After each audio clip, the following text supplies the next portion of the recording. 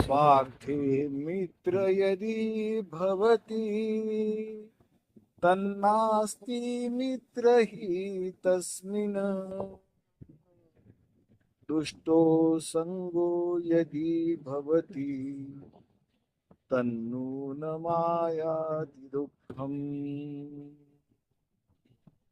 सत्संगोऽयं यदि लभ्यते तत्रैव सौख्यं प्रवृद्धम् सत्संगे हि प्रवसति सुखम् धर्ममूलमहत्त्वम्। स्वार्थासाठी असलेले मित्र खरा मित्र नसतो.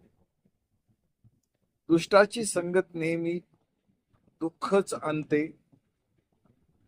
सत्संग मिळाल्यास तेथे सुख वृद्धिंगत होते, कारण खरे सुख हे सत्संगातच असते, जे धर्ममूल आणि महान आहे.